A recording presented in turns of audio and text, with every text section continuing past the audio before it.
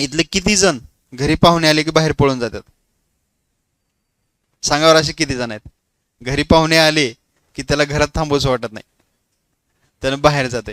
हे असे लोक असतात ज्याला स्वतःवरती विश्वास नसते किंवा घरच्यांचा त्याच्यावरती विश्वास नसते, कारण त्यांनी आतापर्यंत तसं काही केलेलंच नसतंय. कुठल्या परीक्षेमध्ये 20 मार्क पडत नाहीत, कुठे शाळेमध्ये मार्क चांगले पडत नाहीत, घरी कोणाचं ऐकत नाही त्यांना, म्हणजे कुठलीच गोष्ट चांगली करत नाहीत.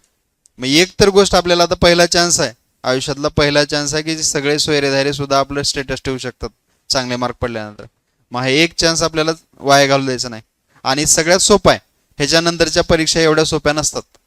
कुठल्याच परीक्षेच्या नंतरच्या 12वीची परीक्षा सोपी नाही, CET JEE नीटची परीक्षा सोपी नाही, त्याच्यानंतर कुठल्या तुमच्या नोकरीच्या परीक्षा असेल, MPSC UPSC तुम्ही परीक्षा करणार असाल त्या परीक्षा सोप्या नाहीत.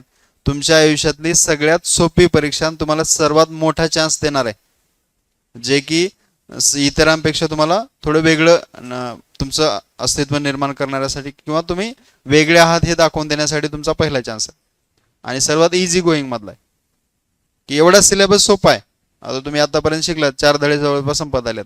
मग हा सिलेबस पाहून तुम्हाला वाटत असेल की आपल्याला किती मार्क पडले पाहिजे ते, आणि जेवढे मार्क तुम्ही अपेक्षित करतात त्याच्या 10% जास्त आपण पकडायचं आणि त्याच्यानुसार प्रयत्न करत राहायचं. आपण जर तुम्ही समजा 90% पाहिजेत असं गृहीत धरत असाल तर मला 100 पैकी 100 पाहिजेत आणि त्याच्यासाठी काम करायचं.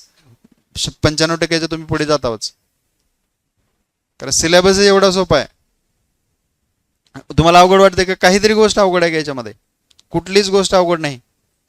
फक्त तुम्हाला कमी आपण स्वतःमध्ये पडतोय आणि ती आपली स्वतःमधली कमतरता कमी करायचे. आणि ते कुठून कमी होते? प्रॅक्टिसमधून. जेवढं जास्त तुम्ही प्रॅक्टिस करत राहाल तेवढ्या तुमच्या चुका होणं कमी होते आणि तेवढं तुम्ही परफेक्शनकडे जातो.